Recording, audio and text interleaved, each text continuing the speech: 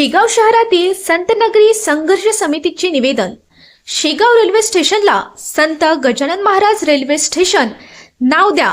संतनगरी संघर्ष सेवा समिती शेगावची मागणी। शेगाव दिनांक 28 जुलै।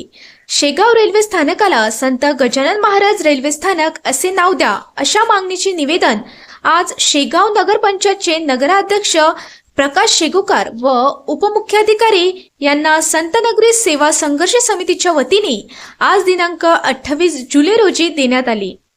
शेगाव शहरातील सर्वसामान्यांच्या रोजच्या धक्काधक्कीच्या जीवनातील अडीअडचणी सोडवणे व संतनगरीच्या समृद्धीसाठी पक्षीय मतभेद बाजूला ठेवून सर्वसमावेशक प्रयत्न करून गावगाड्या सुरळीत करण्याच्या दिशेने एक पाऊल टाकण्याच्या विचाराने विविध पक्षात संघटनेत काम करणाऱ्या कार्यकर्त्यांना एकत्रित करून सामूहिकरित्या गावच्या अडचणीवर मात करण्यासाठी संतनगरी सेवा संघर्ष समितीची नुकतीच स्थापना करण्यात आली असून या समितीच्या वतीने आज पहिले निवेदन नगरपंचायत अध्यक्ष आणि प्रशासनाला देऊन कामाला सुरुवात केली।